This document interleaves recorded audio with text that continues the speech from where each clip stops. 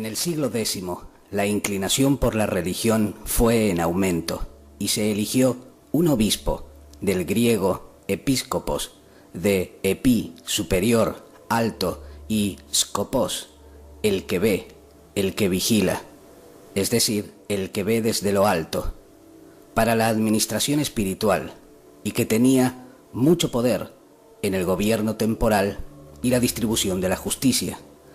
Pero fue el obispo Maurice de Sully quien encargó la construcción de la catedral en 1160, posiblemente sobre el asentamiento de un antiguo templo romano.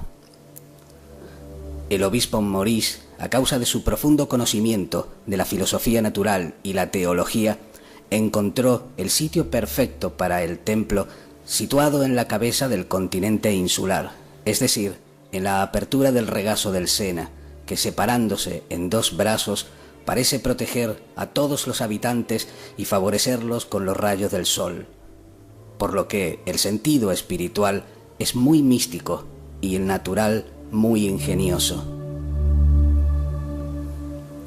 En 1225 se terminó la construcción de la catedral y se instituyeron ceremonias propias al culto de la Virgen, Madre de Jesucristo. Pero el pueblo conservaba aún antiguas costumbres relacionadas con el culto a Isis y las autoridades de la Iglesia supieron ser indulgentes, pues comprendían que las formas no harían cambiar la verdad fundamental, que es una e inalterable. Incluso habría sido inoportuno y peligroso pretender suprimir de golpe todo el ceremonial popular que aún se conservaba, pues estaba enraizado desde hacía muchos siglos. En esta transición fue necesaria mucha prudencia, y tal política supo alcanzar sus fines mejor y de un modo más seguro que la fuerza abierta. Ceremonias antiguas que fueron aceptadas hasta perderse en el olvido. La última de ellas, que perduró hasta el siglo XVII, fue la del dragón alado, que todos los años se llevaba en procesión hasta la iglesia de Montmartre. Tal dragón era el símbolo del mercurio de los filósofos, emblema heredado de la religión de los druidas y de los sacerdotes egipcios.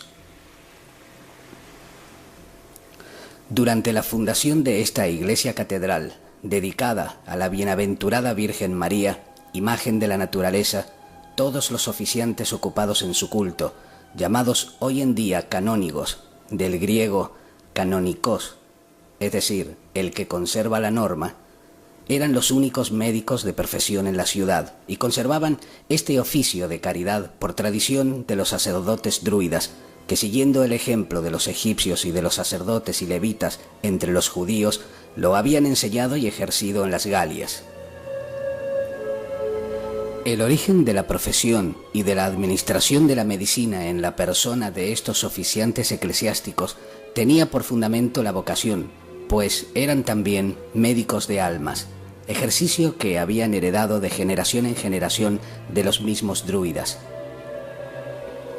En De Divinatione dice Cicerón a este respecto: hacían de ellos evidentemente los más capaces de curar las enfermedades y las heridas. Los canónigos trataban a los enfermos con mucha caridad y los curaban admirablemente de todas sus dolencias, pues sus métodos, obtenidos de la ciencia que proporciona la naturaleza y su arte, no precisaba de medios impotentes o destructores. La escuela de medicina se encontraba tocando la orilla del brazo del Sena, en la calle de la Boucherie, no lejos de la iglesia de Saint-Jacques-la-Boucherie, mandada a construir por el más famoso de los alquimistas franceses, Nicolas Flamel. Esta digna ocupación y este servicio edificante y caritativo no tuvo otro objeto que su piedad y buenas obras, lo que les hizo obtener la construcción de un hospital u hotel de la caridad, lindando con la catedral. Se habían convertido en grandes médicos, por lo que el lugar fue llamado Hotel de Dios, nombre que conserva en la actualidad. Tal conocimiento de la medicina estaba basado en la ciencia de la filosofía natural, pues la gran obra no les era desconocida, ya que el fundador de esta iglesia catedral les había dejado su tradición secreta. Esta medicina y ciencia pura, inspirada en el espíritu universal de vida, se fue perdiendo con el tiempo. Por ello, el obispo Mauricio previno muy bien esta desgracia, dejando un colosal número de monumentos del saber hermético para las generaciones venideras, en forma de figuras jeroglíficas que aún se pueden ver en los portales de esta catedral metropolitana de París, actuando como un libro en piedra para la felicidad de los espíritus sabios e investigadores, a fin de conducirlos finalmente por la senda angosta de la sabiduría. Tradición, ciencia, arte, la catedral gótica no debe ser contemplada como una obra únicamente cristiana, sino como una concreción de ideas en todos los terrenos, religioso, laico, filosófico y social. Allí se celebraban asambleas políticas bajo la presidencia del obispo. Se discutía el precio del grano, del ganado y la cotización de los paños. Es una ciudad dentro de una ciudad, el corazón de la actividad pública y moral, del saber y del arte, y como dijo Víctor Hugo, el compendio más cabal de la ciencia hermética. Los alquimistas del siglo XIV se reunían en ella todos los sábados, día de Saturno, en el pórtico principal o bien en la puerta de San Marcelo. Cada cual exponía el resultado de sus trabajos y se estudiaban sus símbolos. El paso del tiempo y el vandalismo destruyó gran parte de lo que el alquimista podía aún contemplar en el siglo XVI. Afortunadamente hay algunos escritos del siglo XV que atestiguan que en la catedral de Notre Dame resplandecía el dorado, el rosa, el azul y la plata. En realidad, todas las figuras de las catedrales góticas estaban policromadas de vivos colores. Aunque difíciles de encontrar, aún quedan imágenes que conservan sus tonos originales, como lo demuestra la portada gótica del siglo XIV de Santa María de los Reyes, en La Guardia. A pesar de las lamentables mutilaciones sufridas por el rigor del tiempo y la ignorancia del vulgo, subsisten aún numerosos motivos que despiertan el interés del investigador, impresionan al estudioso y desconciertan al ignorante. El portal de la catedral es triple, lo que anuncia la Trinidad en un solo Dios, bajo el cual, por la operación del Espíritu Santo, su Verbo se encarnó en el seno de la Virgen, símbolo de los tres principios celestes y del triple proceso por el que el mercurio virginal ha de pasar antes de su transformación última. La figura situada en la primera arcada del portal de Santa Ana representa en lo más alto a Dios Padre, quien extiende sus brazos y sostiene en cada una de sus manos una cara de hombre con forma de ángel. Los sabios llaman a estas dos criaturas azufre, alma, y mercurio, espíritu. Pues bien, esta alma y este espíritu toman su origen del mundo celeste, del cielo arquetípico, donde reside el trono del Altísimo. Bajo el Padre, la imagen del Hijo en un medallón en la forma del Cordero Sagrado es sostenido por dos ángeles o materias primarias. Debajo de estas figuras hay un ángel que ahora muestra las sustancias espiritualizadas con las manos juntas en actitud de súplica y en la forma de un hombre y una mujer. Las influencias espirituales del primer cielo descienden al cielo astral, llamado arquetípico, donde reinan los planetas y las estrellas y son recibidas por dos ángeles que miran hacia abajo. Estos ángeles, o materias primeras, están vestidos para señalar dos cosas importantes: que esta simiente celeste está cubierta, ya que no se muestra nunca desnuda, que se esconde con cuidado de los ojos del vulgo y que tales sustancias están revestidas con las propiedades de la piedra de la que han tomado sus principios vitales y su energía. En el tercer cielo, o del elemento aire, aparecen tres niños rodeados de nubes, es decir, envueltos en el misterio. Estos tres niños representan los tres principios de la obra: azufre, mercurio y sal.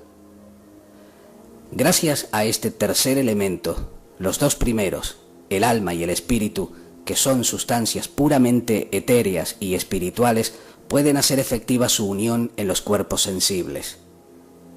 Así pues, esta alma emanada del mundo elemental es llamada azufre y el espíritu emanado del firmamento es ese húmedo radical o mercurio al cual se haya adherido el azufre, que es su alimento. Ambas sustancias, aunque diferenciadas, pertenecen a un mismo cuerpo y solo se hacen manifiestas por un lazo invisible que los ata, el cual es llamado sal, sal álcali, sal amoniacal, salitre de los filósofos, sal de sabiduría y otros nombres. Por ello, los sabios de la antigüedad afirmaban que la piedra de los filósofos se hace de una sola materia, pues por su unión no constituyen más que una. Junto a los niños hay dos animales que pasen.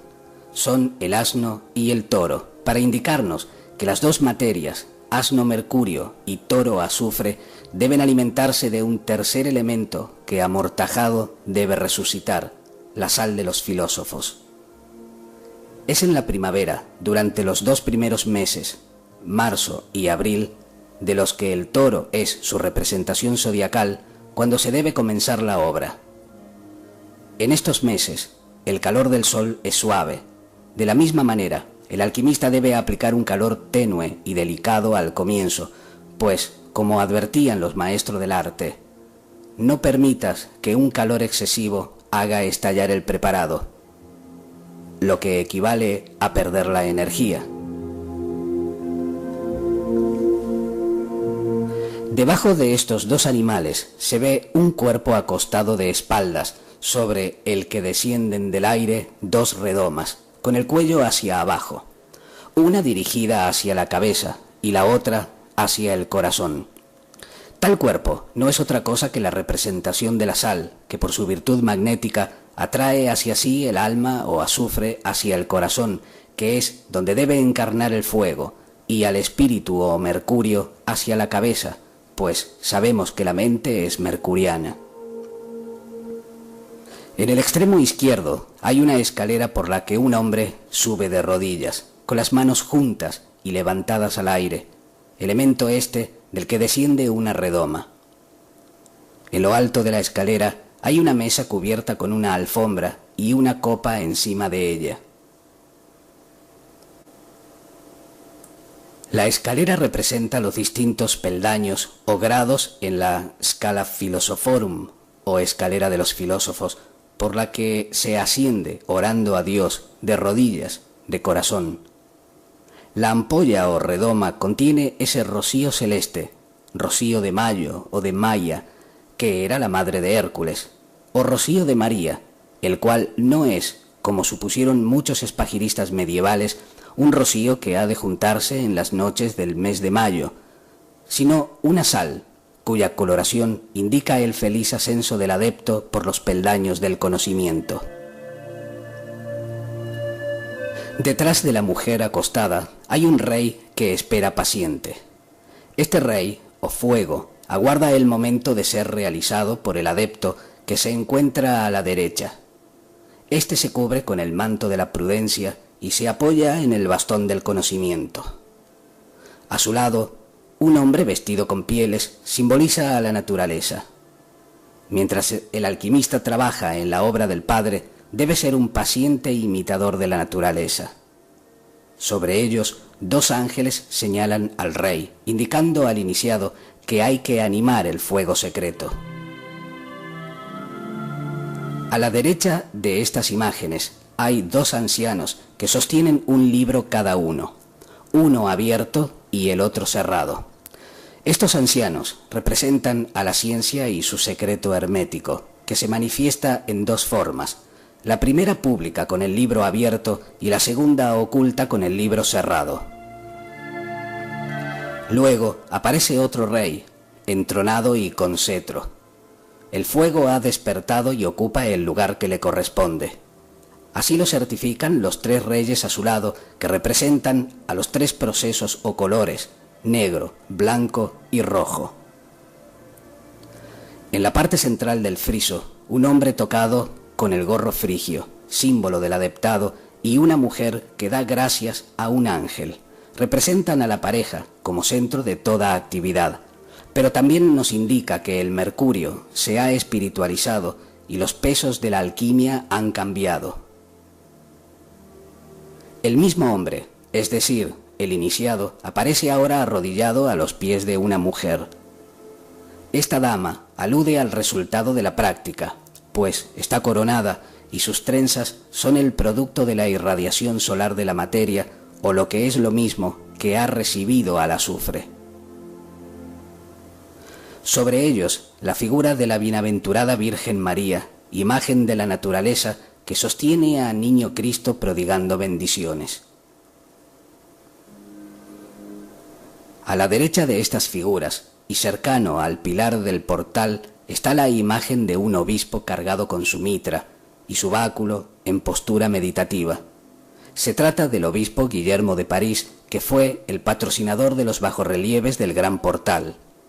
En el pilar que está en medio y que divide en dos la puerta de acceso, está la figura de San Marcelo, tocado con mitra, que introduce su báculo en la garganta de un dragón que está bajo sus pies y que parece salir de un baño ondeante, de cuyas aguas ígneas emerge la cabeza de un rey con una triple corona.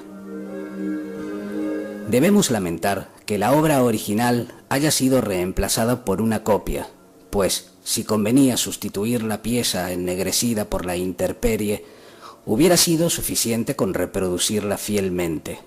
Pero quisieron hacerlo mejor, y aunque conservaron los rasgos del obispo y del bello dragón, en cambio adornaron el zócalo con follajes y cenefas románicos en vez de las roelas y flores de inspiración celta que poseía.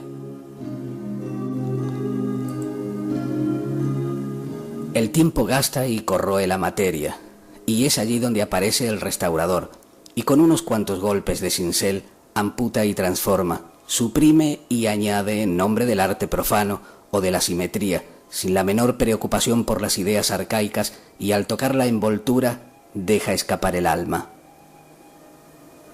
El zócalo cúbico original tenía dos roelas circulares que aludían a las dos naturalezas metálicas, es decir, agente y paciente, macho y hembra, azufre y mercurio, con las que se debe comenzar la obra. En el lado opuesto aparecían dos rosetas en forma de flores, pues indicaba el trabajo posterior y su resultado. Tales materias, preparadas y unidas en un solo compuesto, deben pasar por una sublimación o última purificación por el fuego representado en la sal de los filósofos, que es también su piedra, puesto bajo la forma del rey triplemente coronado de gloria. En el estado actual no sería posible afirmar que lo que hoy cubre la cabeza del personaje sea una corona, pero un antiguo texto del siglo XVII le describe coronado. Este rey, o piedra de los filósofos, ha alcanzado en su preparación distintos colores que representan sucesivos estadios de la obra, pues la piedra negra, caótica y desorganizada en el comienzo del trabajo con el ego, va tomando una coloración blanca a medida que se forman los cuerpos superiores del ser, en una constante disolución del ego, lo que el Génesis describe como «descúbrase lo seco». Así, este rey no es otra cosa que el azufre exaltado que se eleva y se separa, disolviendo el cuerpo y congelando el espíritu gracias a la acción incisiva del alquimista. El resultado de la operación es el de proporcionar la sal mercurial, a la que los antiguos maestros dieron el nombre de dragón babilónico. El fabuloso animal surge de entre las llamas y su cola parece salir del ser humano para luego, en un movimiento de torsión, aferrarse con sus garras al atanor. El obispo, representando al alquimista, nos muestra cómo la materia exaltada, surgida de ese baño ígneo, se fija a su columna vertebral en ese ademán de introducir el báculo en las fauces del monstruo. A ambos lados se levantan dos grupos de 4 bellas figuras, entre las que aparece el apóstol San Pedro con las llaves y el rey David con un instrumento de cuerdas. En el portal opuesto, llamado Pórtico de la Virgen, aparecen los 12 signos del zodíaco divididos en dos partes. En primer lugar, y empezando desde abajo, está el signo de Aries, le sigue el de Tauro y luego el de Géminis. Estos son los meses primaverales, cuando el fuego vivificante del sol comienza a calentar y a dar vida a la naturaleza. Analógicamente es también el comienzo del trabajo. El tema del zodíaco fue ciertamente muy extendido como anagrama en las catedrales góticas, lo cual podría no representar una variante significativa en el tema que nos ocupa. Pero observando cuidadosamente, veremos que si a Géminis le sigue Cáncer, aquí aparece el signo del león, Leo. El imaginero o artista constructor ha provocado esta permutación adrede, pues esta alteración de las estaciones indica la conjunción o unión del mercurio con el azufre o león, que se produce después de haber trabajado con el calor suave de la primavera durante los meses de marzo, abril y mayo, en el comienzo de la obra. En el mismo costado hay 4 grandes figuras humanas. El de la izquierda es un rey coronado, con cetro y el globo solar.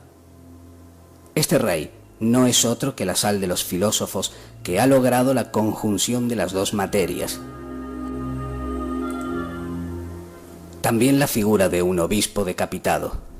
Esta decapitación o degollación es el resultado de sucesivas calcinaciones, que es la acción de someter un cuerpo a la acción del fuego, azufre, a fin de extraer sus sustancias volátiles, mercurio, representados en las figuras de 2 ángeles que lo custodian y del cual uno observa con veneración la cabeza del mitrado, mientras el otro, en un gentil ademán, le invita a pasar al interior del templo. Cada una de estas figuras tiene un símbolo bajo sus pies. La primera y más cercana al portal muestra a un dragón volador que parece mirar fijamente a los 3 primeros signos zodiacales de la primavera.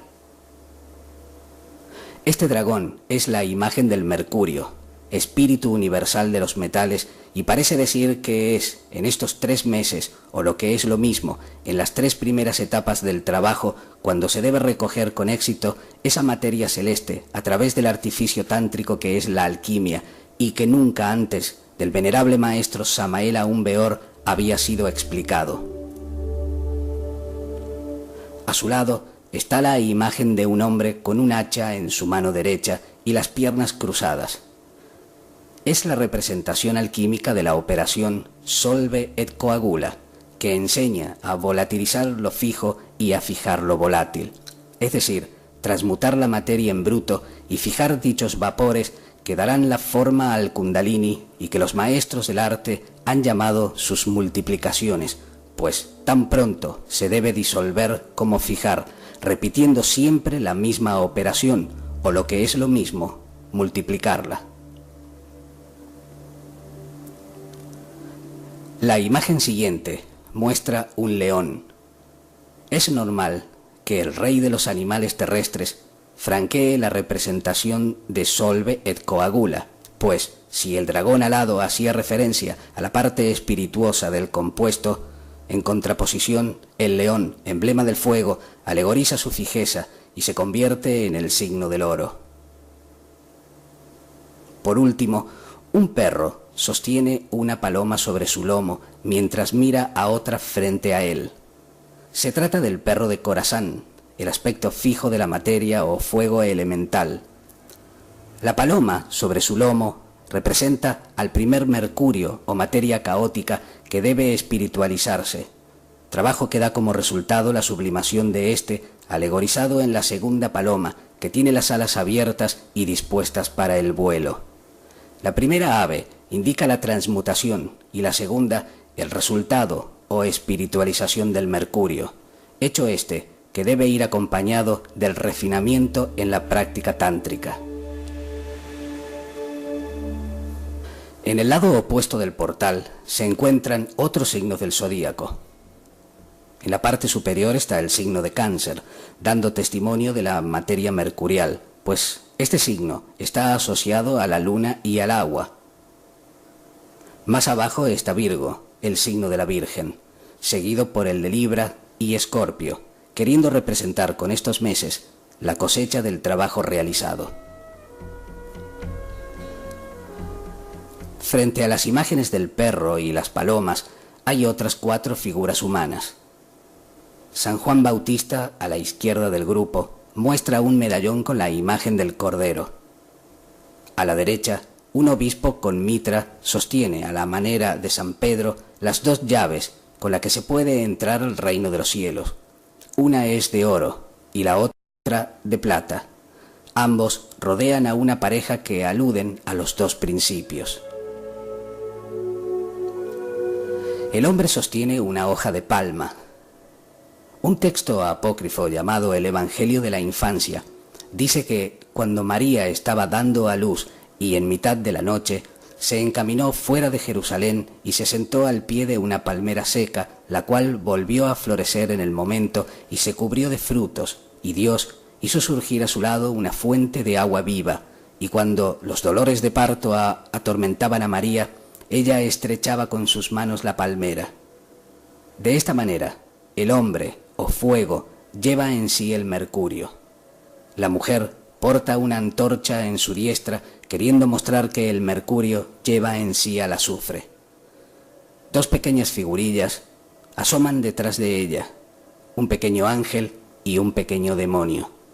El ángel, con su soplo, alienta y vivifica la llama, mientras que el demonio haría lo contrario. Ambas figuras llevan un libro cerrado, figura hermética del secreto de la obra. Cada imagen muestra un símbolo bajo sus pies. En la primera y más cercana al portal vemos a una mujer de larga cabellera que asemeja la forma de las ondas del agua. Se trata del mercurio, llamado también hembra. A su lado hay un hombre que representa al azufre, llamado macho, con la piedra amorfa en su mano, y ambos parecen querer tocarse. Nos es imposible describir el rostro mutilado del hombre, pero la expresión de la mujer indica una cierta tristeza, dando a entender que se trata de un mercurio no trabajado, pues su acompañante tiene la piedra aún sin forma. A su lado está la imagen de Lucifer, arrepentido y con rostro amargo por el sufrimiento. Pues bien, cuando la piedra de los filósofos se encuentra en estado bruto, impuro y material, es decir, en su estado germinal y antes de ser tallada, recibe el nombre de imagen del diablo. Antaño, Notre Dame de París poseía un jeroglífico semejante cerca del coro. Era una figura de diablo, con una enorme boca abierta en la que los fieles apagaban las velas. El pueblo llamaba a esta imagen piedra maestra del rinconcito. Lucifer, en griego, se dice eosforos, de eos, luz, y foros, de fero, traer, portar, por lo que Lucifer es el que trae la luz, el portador de la luz. Es la piedra que rechazaron los edificadores del templo y que ha venido a ser cabeza de ángulo. A su lado hay un edificio con almenas y torres con aberturas, a través de las cuales el alquimista observa las diferentes fases del trabajo. Se trata, en efecto, del atanor, el horno filosófico o gónadas sexuales indispensable para la maduración de la obra. El atanor, del griego athanatos, inmortal, es la morada del fuego secreto y sirve de envoltorio. Es el lugar de la energía y del principio de la inmortalidad. En el centro del tímpano hay un sarcófago decorado con 7 círculos de inspiración céltica. Estos símbolos representan a los 7 metales planetarios. El círculo central es diferente al resto, mientras que los otros 6 se repiten a pares. Tal simetría se extiende desde el centro hacia las extremidades. Saturno, el anciano de los siglos, es el más alto de todos, al que sigue Júpiter, el padre de los dioses. Después Marte, el mensajero de la energía vital. El Sol, que es el sustentador de la vida, queda en el centro. Le sigue Venus, el planeta del amor. Luego Mercurio y por último la Luna. Las influencias de estos planetas no ascienden, sino que vienen de arriba hacia abajo. Así, Saturno se convierte en la inocencia llena de sabiduría, asimilando las influencias de la Luna. Júpiter se transmuta en Mercurio, porque Cristo mismo es el resultado de las diferentes exaltaciones del Mercurio. Marte se convierte en Venus, pues la belicosidad asimila la fuerza del amor.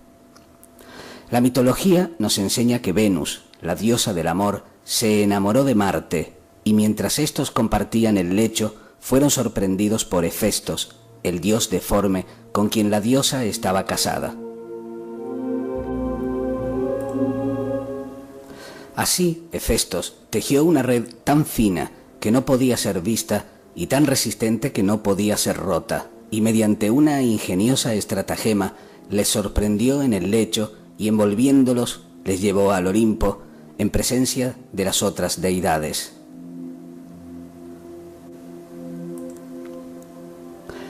Estos hechos, que son atribuidos a la imaginación desbordante de los griegos, encierran una gran verdad, pues el artista hermético emplea la red para capturar el pez místico, resultante de la unión del fuego del azufre, representado en el dios Marte, y el agua del Mercurio en la diosa Venus, y son capturados precisamente por Hefestos, el dios que maneja la forja.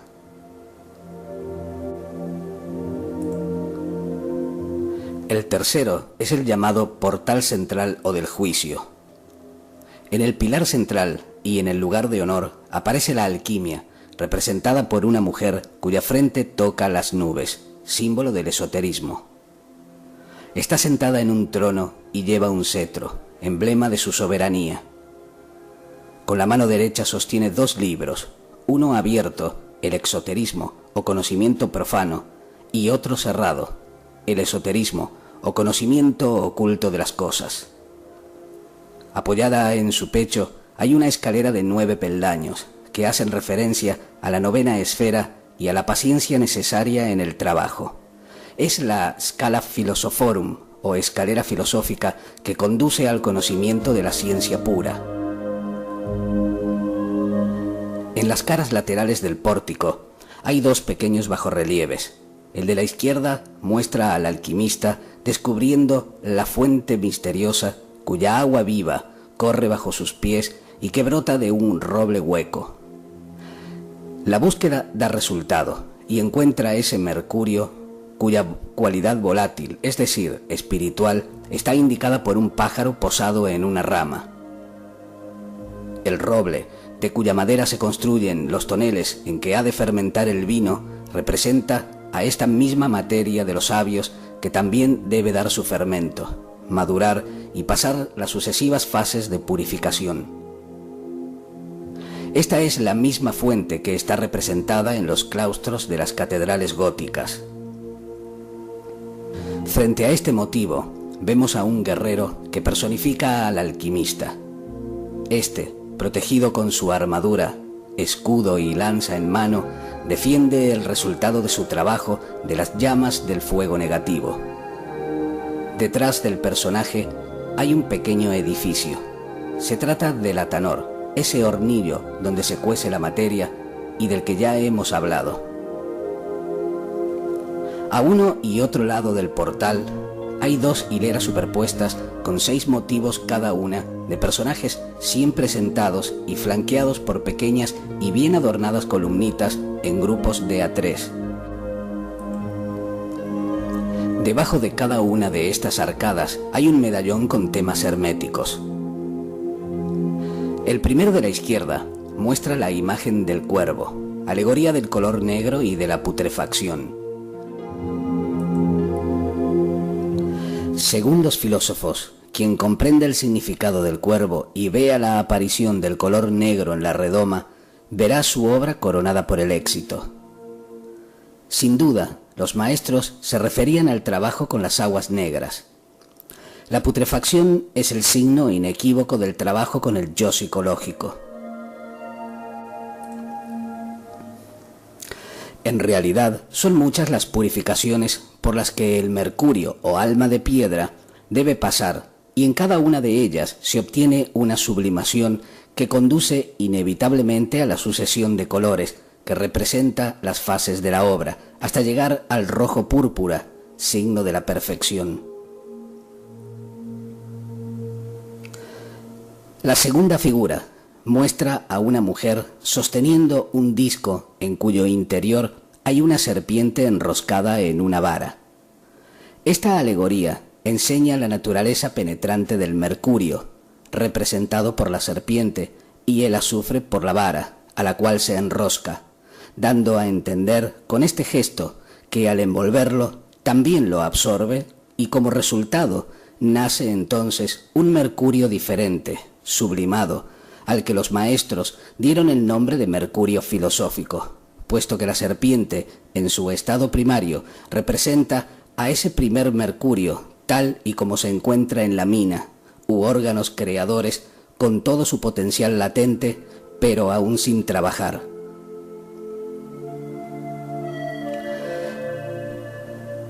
El siguiente relieve muestra a una mujer con los cabellos ondulantes como llamas.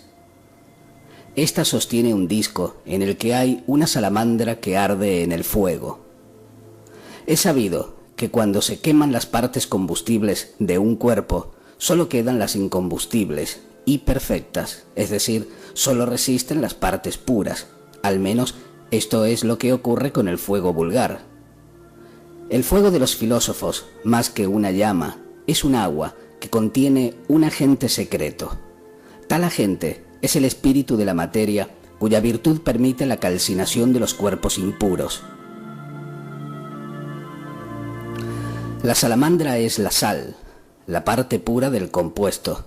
En términos psicológicos, diríamos que se trata de las virtudes de la conciencia. Todo este proceso está fundamentado en la eliminación del yo.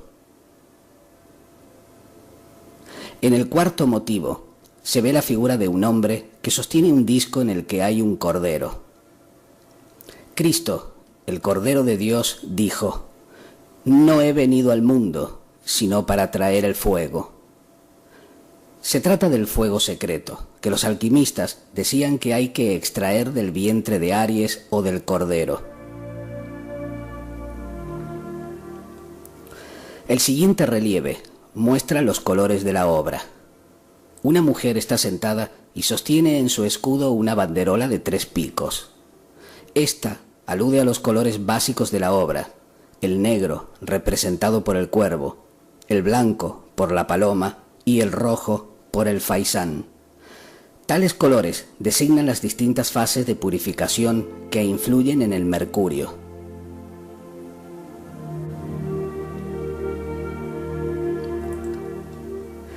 En la naturaleza no hay saltos, y antes de pasar de un tono al otro, se observan muchos otros colores intermedios. Uno de ellos, situado entre el blanco y el rojo, es el amarillo, cuyo atributo es el águila. El alquimista trabaja con este color cuando está preparado para despertar el fuego de Kundalini. En los templos de la Logia Blanca no se considera a nadie alquimista hasta que haya despertado el fuego, cuyo color es el rojo. Estos 3 colores principales son también atributos de la Trinidad. Es por eso que la Virgen va siempre vestida de azul, que equivale al negro de la noche. La vestidura de Dios es blanca y la de Cristo roja. En el sexto bajorrelieve hay una mujer que en su escudo sostiene una cruz con el sol y la luna. Es el símbolo de los 4 elementos sobre los que actúan los 2 principios, sol azufre y luna mercurio, llamados por los antiguos padre y madre de la piedra. De los 6 motivos que adornan la cara opuesta en el primero de ellos y séptimo de la serie, vemos a una mujer que en su escudo tiene grabado un atanor y en su mano derecha sostiene una piedra. Una vez más, aparece el utensilio destinado a la cocción de la materia. La piedra es todavía imperfecta, por eso aparece como una masa informe, pero irá tomando la apariencia cúbica perfecta cuando sea introducida en el atanor y experimente el calor del fuego. La siguiente figura muestra la imagen de una mujer en cuyo escudo hay esculpido un grifo. Este monstruo mitológico tiene la cabeza y el pecho de águila y el cuerpo de león. Para los maestros del arte, la expresión hacer volar el águila era el término con el que designaban las sublimaciones necesarias en el proceso gradual de purificación, pues cada vez que por medio de la práctica alquimista se eliminan los agregados psíquicos, se encarnan en su lugar nuevas virtudes. El grifo se muestra como el resultado de las operaciones alquímicas en la unión del mercurio, aspecto volátil, representado por el águila, y el azufre, aspecto fijo, representado por el león. Esta unión es precedida por un violento combate entre dos rivales de propiedades contrarias pero iguales en fuerza. En la lucha, el león pierde su melena y el águila sus alas, para formar un solo cuerpo, el mercurio animado. Cuando Hefestos, al sorprender en adulterio a Marte y a Venus, los atrapa con su fina red, lo que hace es unir las dos materias. Esto es lo mismo que indica el término matar el grifo, que es lo propio de toda sublimación verdadera. El exiohejari o materia seminal en bruto es una tierra desorganizada que lleva en sí la luz, tal y como dice el Génesis, Spiritus Dei ferebatur super aquas. El Espíritu de Dios flotaba sobre la faz de las aguas, pero que es preciso transformar, mortificar y descomponer por medio de la transmutación, lo que equivale a matar al grifo, separar el fuego de la tierra, lo sutil de lo espeso, tal como enseña Hermes en su tabla de esmeralda. En el siguiente motivo hay una mujer que muestra los materiales necesarios para la construcción del vaso hermético en el que se prepara el disolvente universal o mercurio fecundado por el azufre. En su mano derecha levanta una plancha de madera como las utilizadas para la fabricación del tonel. En su escudo hay una ramita de roble. Ya hemos explicado que el roble representa esa fuente misteriosa de la juventud. Ahora bien, ¿no es acaso el vino lo que debe fermentar en el tonel de roble? De la misma manera que el tonel contiene el vino, la materia mercurial lleva en sí el fuego, el espíritu. Este tonel actúa como su receptáculo. Es un agua que contiene las virtudes celestes y por eso se le llama disolvente universal.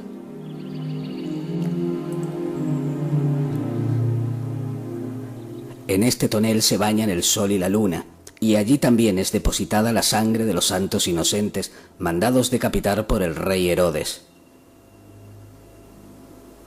El cuarto trabajo, 10º de la serie, muestra a un animal poco definido, pero cuyo carácter semiterrestre y semi-alado enseña la extracción del azufre.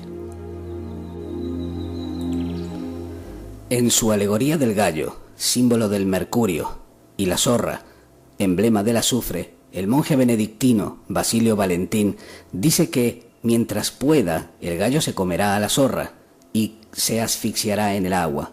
Después, volviendo a la vida por el fuego, será devorado por la zorra. Al igual que en el bajorrelieve, ambos se fundirán en una sola materia, la cual da como resultado un nuevo cuerpo, es decir, un fuego nuevo y exaltado. La quinta figura muestra a una mujer sentada. Esta sostiene un escudo con la imagen de un toro. Una vez más, estamos ante la significación del fuego. El toro y el buey han sido siempre consagrados al sol y al elemento fuego. En el último grabado hay un guerrero sentado y vestido con cota de malla. En su mano derecha sostiene una espada y en su escudo la imagen de un león. El león es el símbolo del oro. Expresa la parte fija del compuesto, llamado azufre, espíritu universal de los metales o fuego secreto. El primer agente en la preparación del disolvente, o aquello que tiene el poder de corromper las partes groseras, es conocido como león verde, no porque tenga este color, sino por encontrarse aún en proceso de maduración. El león rojo es la misma materia elevada al rango de oro filosófico. En términos gnósticos, es el fuego de Kundalini.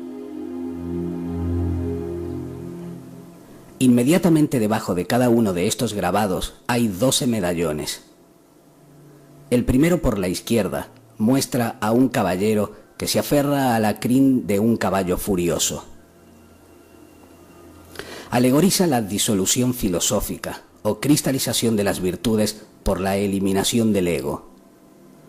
A este proceso se le llama coobasión, que en química es el proceso de destilar repetidas veces una misma sustancia.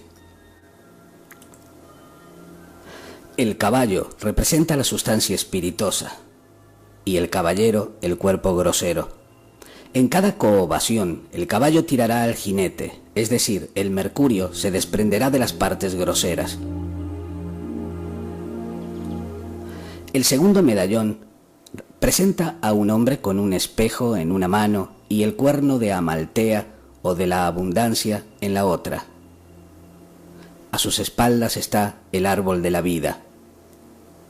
Los maestros han llamado al mercurio espejo del arte, y como quiera que la materia con que se comienza la obra se encuentra dentro de cada ser humano, basta con solo mirarse a sí mismo para descubrirla.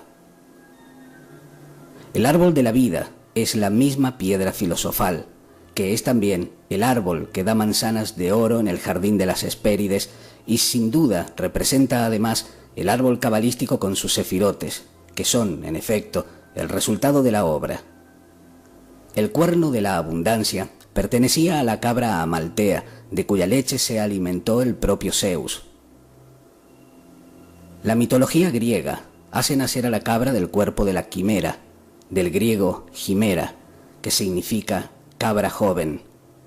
Esta cabra no es más que el mercurio filosófico, oro potable o fuego de Kundalini, que reúne en sí todas las cualidades para convertirse más tarde en el vellocino de oro, o en términos cristianos, el cordero inmolado, que es el propio Zeus. El tercer medallón se refiere al peso natural de los materiales de la obra. El alquimista retira el velo que cubre una balanza que sostiene con su mano izquierda. Este grabado muestra el resultado de copiosas transmutaciones. Existen diferentes estados del mercurio. El mercurio común de los filósofos, que asciende en forma de vapores por la columna vertebral, es extraído del mercurio vulgar o materia seminal, y en ese proceso cada uno tiene su peso o grado de espiritualidad que lo diferencia del anterior. El mercurio filosófico, o aquel que ha sufrido la absorción del fuego, debido a su perfección, tiene su peso concreto y está determinado por las virtudes del alma. El venerable maestro Samael Aun Weor nos explica que la energía seminal de un resurrecto es de oro astral de la más pura calidad. En el medallón siguiente se ve a un anciano que cubre su mano del frío y con la otra se apoya en un bloque de piedra. Su actitud es de cansancio y lasitud. Se trata del mercurio que ha pasado ya por la estación del verano y ha recibido la acción del fuego, al cual le llega ahora la época del invierno y de la muerte. Se trata de la mortificación o muerte representada por el cuervo y por Saturno. Pero esta muerte le proporcionará una nueva juventud. Abandonará, en un compás de lenta espera, las partes groseras que lo cubren. En términos psicológicos, no es otra cosa que la muerte del yo. Aunque de lectura muy ingrata debido a la corrosión de 800 años de vientos del poniente que han ocasionado un lamentable desgaste, aún podemos reconocer a una mujer con los cabellos agitados. Una espada atraviesa su cuerpo. La espada, anagrama del fuego, incide sobre el mercurio representado por la mujer, lo atraviesa e imprime su calor transformándolo. Se trata de retener esta agua fría y volátil para que por medio del fuego pueda hacerse fija y fundiéndose con él formar un solo cuerpo, más fuerte y resistente. Así el alquimista va dando forma a la piedra.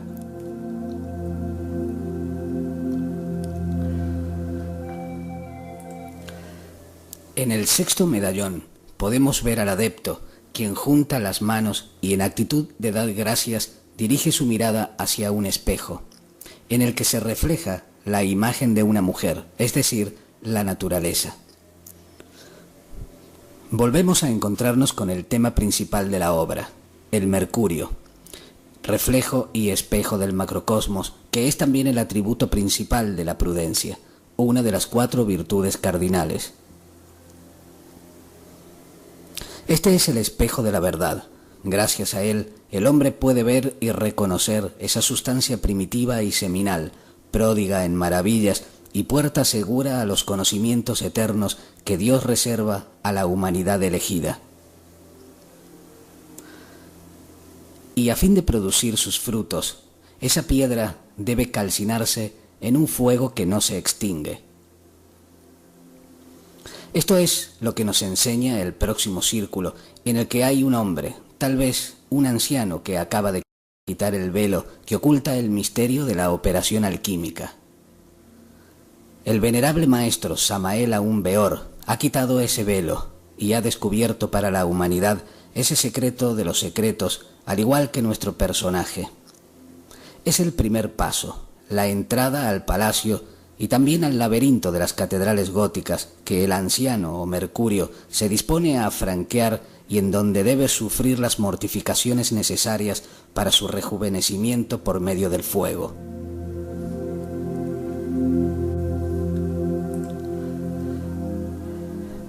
En el siguiente círculo vemos a un anciano y a un rey coronado. El anciano sabio es la imagen del Mercurio ya trabajado y su conocimiento atrae la atención del rey, que es la sal sublimada, en otros términos, el oro. Esta laboriosa operación conducirá al despertar del Kundalini. Son muchas y muy variadas las interpretaciones que los maestros del arte han hecho de las 2 naturalezas primarias, azufre y mercurio, siempre dispuestas a enfrentarse debido a sus propiedades contrarias en un duelo de singular violencia, como cabe suponer entre el agua y el fuego.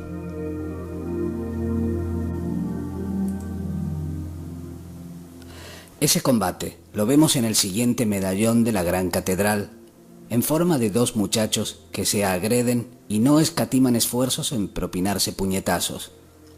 En el fragor de la lucha, uno de ellos deja caer una copa que contiene ese húmedo radical o mercurio, y el otro una piedra, emblema del fuego.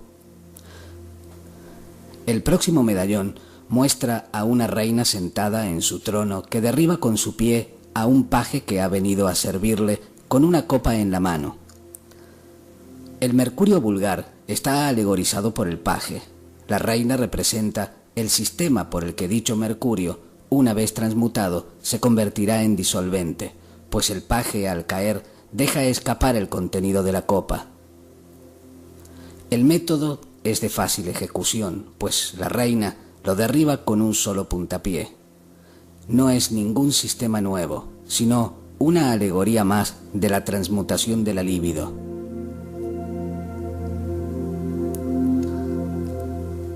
En el medallón siguiente apenas podemos distinguir la figura de un monje y de una mujer. Esta lleva en sus manos un objeto que, debido al desgaste del tiempo, es imposible identificar, por lo que no lo estudiaremos. La simbología lapidaria utilizada por los maestros constructores y sus imagineros en todas las catedrales no es caprichosa o arbitraria, sino que se fundamenta en los puntos esenciales y correlativos de la práctica alquímica.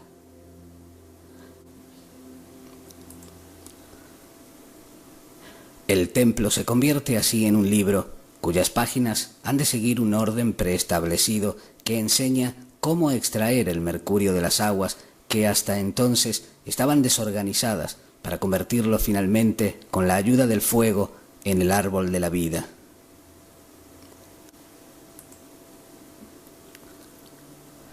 Este es el relieve del último medallón, en el que un guerrero deja caer su espada frente a un árbol cargado con 3 enormes frutos redondos y un ave en una de sus ramas, al pie del cual asoma un cordero. Este es el mismo árbol del que brota la fuente de agua milagrosa, cuyo aspecto volátil está indicado por el pájaro.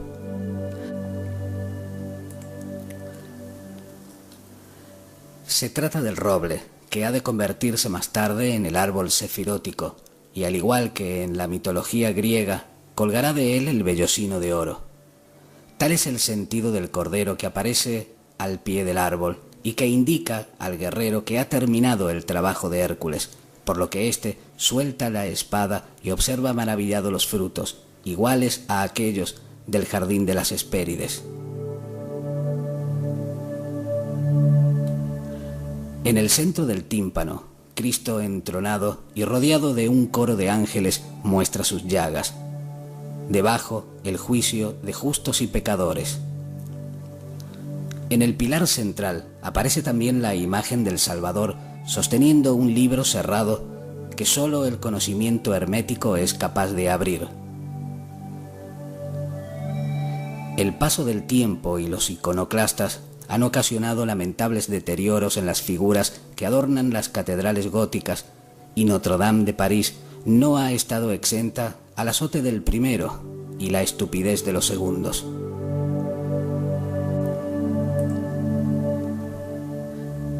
Los relieves de la catedral, que originariamente aparecían cubiertos de oro, plata, rosa, azul, púrpura y otros colores, han perdido su tonalidad original, pero gracias a la astucia de uno de los impulsores de la gran catedral y patrocinador de sus bajorrelieves, el obispo y maestro San Guillermo de Ebenholt, conocido como Guillermo de París y Guillermo del Espíritu Santo, supo prever el daño futuro e hizo reproducir los mismos medallones de la fachada en los vitrales del rosetón oeste sobre el actual órgano con sus colores originales. A uno y otro lado del portal hay 5 vírgenes sabias y 5 vírgenes locas. En Mateo, capítulo 25, encontramos la parábola de las 10 vírgenes, en donde se nos dice que 5 eran prudentes y 5 insensatas. Todas esperaban al esposo, es decir, al Cristo, pero las insensatas no llenaron sus lámparas de aceite y al salir a recibirle les pidieron a las otras, que respondieron: para que no nos falte a nosotras y a vosotras, id más bien a los que venden y comprad para vosotras mismas. Las que estaban preparadas entraron con él a las bodas y la puerta se cerró. Al regresar las insensatas dijeron: Señor, Señor, ábrenos. Mas él respondió: de cierto os digo que no os conozco. Velad pues, porque no sabéis ni el día ni la hora en que el Hijo del Hombre ha de venir. Las 10 vírgenes representan a la humanidad. Las insensatas que derraman el aceite en sus lámparas son aquellos que intentan conocer a Dios sin los misterios alquimistas. Por eso tienen los ojos cerrados, miran hacia abajo y derraman el aceite precioso. Las 5 vírgenes sabias aluden a aquellos que guardan el óleo de vida herméticamente y se preparan para la venida del Señor. Por ello tienen la puerta abierta, al contrario que las vírgenes locas, pues para ellas la puerta está cerrada.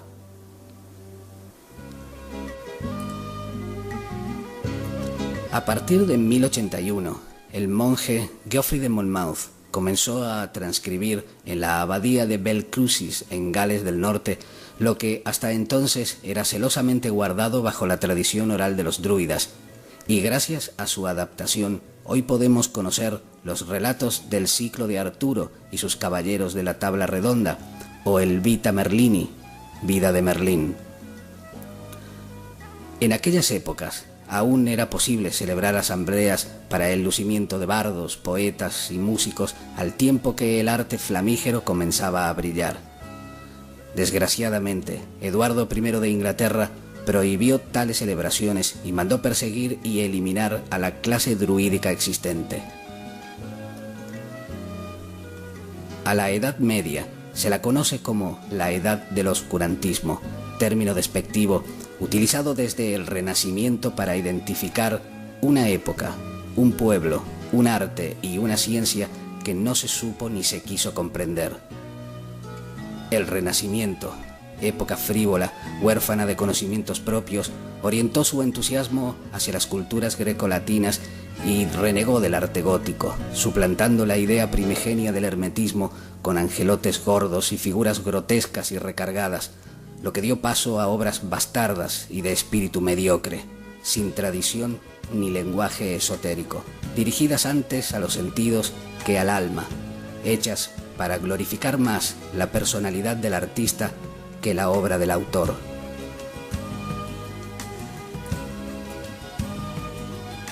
Las sociedades de maestros constructores y cofrades medievales supieron conservar la modestia y el talento heredado de los antiguos druidas, de esa gente libre y de espíritu curioso que concibieron una patria sin territorios ni confines y que expresaron su veneración a la naturaleza, aspirando a conciliar a Dios y a la criatura, el bien y el mal, el día y la noche, el pasado y el porvenir, la vida y la muerte, reflejado en sus edificaciones arcaicas y en el majestuoso templo de piedra que es la Catedral de Notre-Dame de París, antiguo guardián del conocimiento oculto, para gloria de aquellos que fueron y esperanza en las generaciones futuras.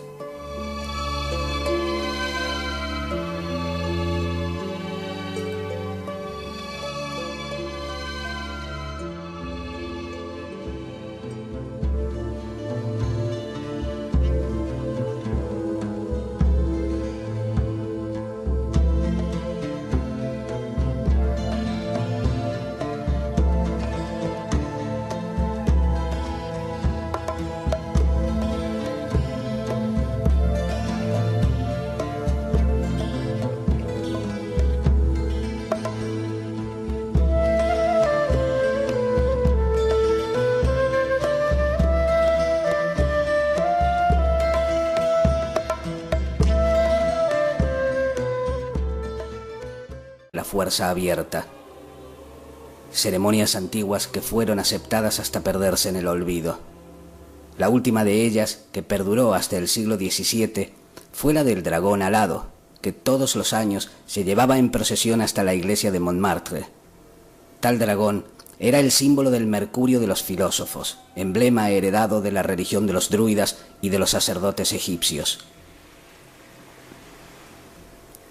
Durante la fundación de esta iglesia catedral, dedicada a la bienaventurada Virgen María, imagen de la naturaleza, todos los oficiantes ocupados en su culto, llamados hoy en día canónigos, del griego canonikos, es decir, el que conserva la norma, eran los únicos médicos de profesión en la ciudad y conservaban este oficio de caridad por tradición de los sacerdotes druidas, que siguiendo el ejemplo de los egipcios y de los sacerdotes y levitas entre los judíos, lo habían enseñado y ejercido en las Galias. El origen de la profesión y de la administración de la medicina en la persona de estos oficiantes eclesiásticos tenía por fundamento la vocación, pues eran también médicos de almas, ejercicio que habían heredado de generación en generación de los mismos druidas. En De Divinatione dice Cicerón a este respecto: hacían de ellos evidentemente los más capaces de curar las enfermedades y las heridas. Los canónigos trataban a los enfermos con mucha caridad y los curaban admirablemente de todas sus dolencias, pues sus métodos, obtenidos de la ciencia que proporciona la naturaleza y su arte, no precisaba de medios impotentes o destructores. La escuela de medicina se encontraba tocando la orilla del brazo del Sena, en la calle de la Boucherie, no lejos de la iglesia de Saint-Jacques-la-Boucherie, mandada a construir por el más famoso de los alquimistas franceses, Nicolas Flamel. Esta digna ocupación y este servicio edificante y caritativo no tuvo otro objeto que su piedad y buenas obras, lo que les hizo obtener la construcción de un hospital u hotel de la caridad, lindando con la catedral. Se habían convertido en grandes médicos, por lo que el lugar fue llamado Hotel de Dios, nombre que conserva en la actualidad. Tal conocimiento de la medicina estaba basado en la ciencia de la filosofía natural, pues la gran obra no les era desconocida, ya que el fundador de esta iglesia catedral les había dejado su tradición secreta. Esta medicina y ciencia pura, inspirada en el espíritu universal de vida, se fue perdiendo con la construcción de la catedral en 1160, posiblemente sobre el asentamiento de un antiguo templo romano. El obispo Maurice, a causa de su profundo conocimiento de la filosofía natural y la teología, encontró el sitio perfecto para el templo situado en la cabeza del continente insular, es decir, en la apertura del regazo del Sena, que separándose en dos brazos parece proteger a todos los habitantes y favorecerlos con los rayos del sol, por lo que el sentido espiritual es muy místico y el natural muy ingenioso. En 1225 se terminó la construcción de la catedral y se instituyeron ceremonias propias al culto de la Virgen, Madre de Jesucristo.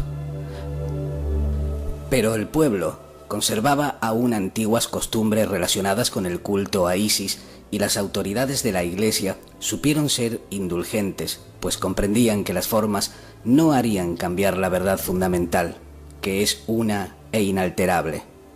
Incluso habría sido inoportuno y peligroso pretender suprimir de golpe todo el ceremonial popular que aún se conservaba, pues estaba enraizado desde hacía muchos siglos.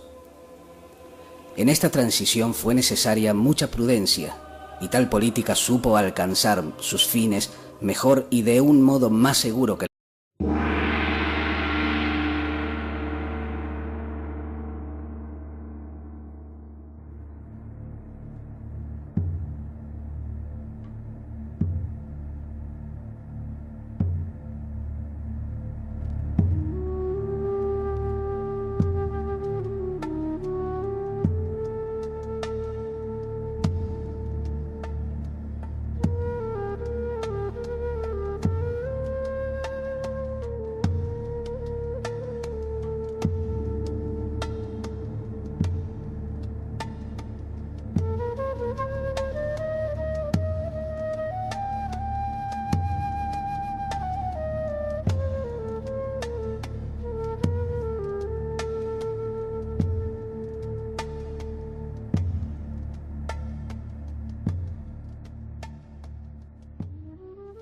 En el siglo X, la inclinación por la religión fue en aumento y se eligió un obispo, del griego episcopos, de epi, superior, alto, y skopos, el que ve, el que vigila, es decir, el que ve desde lo alto, para la administración espiritual y que tenía mucho poder en el gobierno temporal y la distribución de la justicia.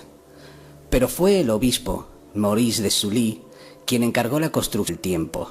Por ello, el obispo Mauricio previno muy bien esta desgracia, dejando un colosal número de monumentos del saber hermético para las generaciones venideras, en forma de figuras jeroglíficas que aún se pueden ver en los portales de esta catedral metropolitana de París, actuando como un libro en piedra para la felicidad de los espíritus sabios e investigadores, a fin de conducirlos finalmente por la senda angosta de la sabiduría. Tradición, ciencia, arte, la catedral gótica no debe ser contemplada como una obra únicamente cristiana, sino como una concreción de ideas en todos los terrenos, religioso, laico, filosófico y social. Allí se celebraban asambleas políticas bajo la presidencia del obispo. Se discutía el precio del grano, del ganado y la cotización de los paños. Es una ciudad dentro de una ciudad, el corazón de la actividad pública y moral, del saber y del arte, y como dijo Víctor Hugo, el compendio más cabal de la ciencia hermética. Los alquimistas del siglo XIV se reunían en ella todos los sábados, día de Saturno, en el pórtico principal o bien en la puerta de San Marcelo. Cada cual exponía